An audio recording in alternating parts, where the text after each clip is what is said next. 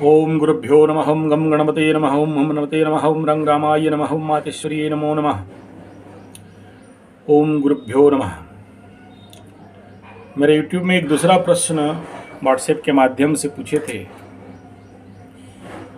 कि उनका धर्म पत्नी किसी और के प्रेम के जाल में पड़े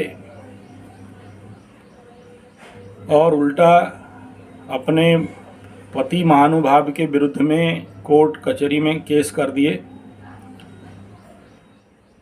डिवोर्स का अप्लाई करना चाहिए।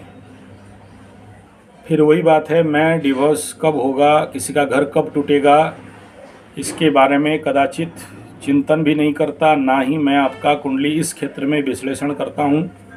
बाकी बहुत सारे ज्योतिष हैं, आप उनसे बात कर लो।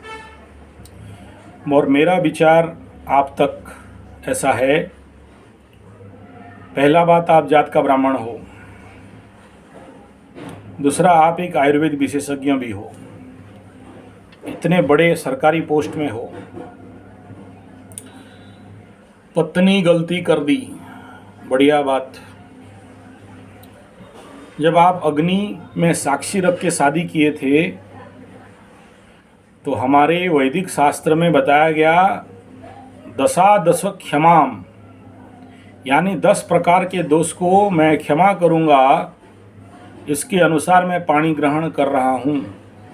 और ये दशादश क्षमा का वादा विवाह मंडप में कन्या पिता पति से लेता है। क्यों लेता है? पहले ये नहीं था, शास्त्रोक्त पुराणोक्त विषय है। जब दुर्वासा मुनि का विवाह हो गया और उनके पत्नी के माध्यम से एक सामान्य भूल हुआ, तो दुर्वासा अपने क्रोध अग्नि में अपने पत्नी को जला दिए। फिर उनका ससुर आके बोले, दामाद, जामाता, जमाई राजा आधा पुत्र होता है, मैं तुम्हें अभिशाप तो नहीं दे रहा हूँ, लेकिन तुम्हें इसी नारी के माध्यम से प्रचंड अपमान, मृत्युतुल्य अपमान, पीड़ा सहना पड़ेगा। ऐसा करके चले गए। और उससे पूर्व ब्रह्मा जी आके बोले, जहाँ जिस जगह में ये दुर्वासा की पत्नी अग्नि में भस्मीभूत हुई है, उस स्थान से एक ऐसा वृक्ष का निर्माण कर दिया गया जिसको आप रंभाफल, पक्वरंभा, केला का गछ कहा जाता है। और वहाँ आप सब आज केला का फल खा रहे हो। और जिनके भी जीवन में विवाह क्लिष्ट होता है, विवाह देर होता है, या किसी प्रकार के विवाह जनित समस्या होता है, तो केला का पेड़ों को पूजा किया जाता है, ताकि उनका जीवन दुर्वासा जैसे उसके दाम्पत्य जीवन विनष्ट हो गया, ऐसा नहीं हो करके। और फिर आगे दुर्वासा कृष्ण के इंतजार में रहे और वगैरह वगैरह, वो भागवत जी में बड़ा कथा है, मैं उधर नहीं जाऊं। और वहाँ से ये सूत्र शुरू हुआ कि 10 प्रकार का दोष को पति पत्नी का किसी भी कीमत में क्षमा करेगा। और ये अग्नि में साक्षी रख के कहा गया। उसके पीछे बड़ा रहस्य है। बच्चों को और नारियों को ग्रह का बल जल्दी इफेक्ट होता है, मंत्र तंत्र ब्लैक मैजिक जल्दी इफेक्ट होता है, ऐसा लोक मत है, मेरा मत नहीं। और इसीलिए माताएं अगर ज़्यादा से ज़्यादा अध्यात्म में, पूजा पाठ में और साधना में लगाती हैं, तो उनका दाम्पत्य जीवन, पारिवारिक जीवन सुखमय रहता है। और कोई तोड़ नहीं सकता, कोई भस्मीभूत नहीं कर सकता, किसी प्रकार के विघटन नहीं घटा सकते।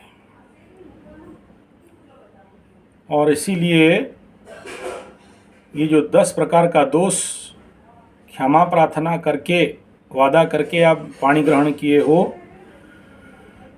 इसलिए वो किसी से भी प्यार करे, आपका घर तोड़ दे, चाहे किसी प्रकार का भी अनाचार दुराचार हो, आपका धर्मपत्नी की हो, 10 प्रकार के दोष सर्व क्षमा देने का आप बाध्य हो।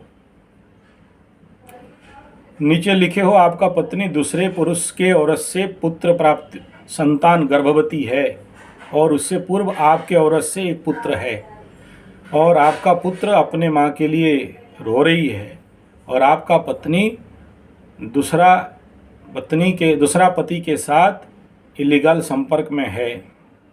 मैं दोनों का कुंडली विश्लेषण करके इतना तो आपको आगाह करना चाहूँगा कि आपका पत्नी आने वाला समय में एक दंडजनित जीवन में जाने वाली है। शनि का अंतर्दशा शुरू होने वाला है और साथ में 7.5 डबल शनि का इफेक्ट उसके जीवन में आने वाला है। तो स्वाभाविक बात है, आप पॉजिटिव में रहोगे, पत्नी नेगेटिव में रहेगी और हो सकता है रिवर्स हो जाए केस। लेकिन उससे आपको कोई फ़ायदा तो नहीं होने वाला है, बस आप अपने ही परिवार को तोड़ोगे। और अब तक आपके इलाका कोई बहुत बड़ा इलाका नहीं है, छोटे से स्थान पे आपका जो भी बदनाम हुआ है पत्नी के कारण, बड़ा रूप में नहीं हुआ है। और हुआ भी हो तो ये आपके कुंडली में सप्तमाधिपति इन 8th हाउस, तो आज नहीं तो कल ऐसे कंडीशन में विवाह दाम्पत्य जीवन का सुख बहुत ज़्यादा नहीं मिल पाता, टूट जाता है, ऐसा नहीं कहूँगा मैं, चांसेस ज़्यादा रहता है। एक किसी प्लैनेट के से हम लोग इसे नहीं कह सकते, उसके लिए चंद्र कुंडली, लग्न कुंडली, सूर्य कुंडली, फिर नवमांश, सब कुछ निर्धारण करना पड़ता है। कोई किसी एक लग्न से इसको निर्धारित नहीं किया जा सकता। तो ये गलती तो उस समय हुआ जब आपका विवाह से पहले, हालांकि आप लोग लव मैरिज किए, ये भी आपका कुंडली से भी पता चल रहा है, लेकिन अभी ऐसा क्या हो गया जो प्रेम घट गया, और ऐसा क्या हुआ जो आपका पत्नी लव मैरिज करने के उपरांत भी दूसरे किसी के साथ इस प्रकार के संपर्क में है। तो मेरा विचार अनुसार पहला, पत्नी सर्वक्षमणीय है, आपको क्षमा करना आवश्यक है, भले बाद में आपकी पारिवारिक जीवन कैसा हो। दूसरा, आप अपने टांग काटोगे तो दर्द आपको ही होगा, आपका बच्चा और आपके पारिवारिक और सगे संबंधी के माध्यम से आप ही पीड़ित होगे। पत्नी का कुछ होने वाला नहीं है, ना उसका आगे कोई ना पीछे कोई। अगर उसको पुत्र के पास भी मोह होता तो ये गलती तो नहीं करती।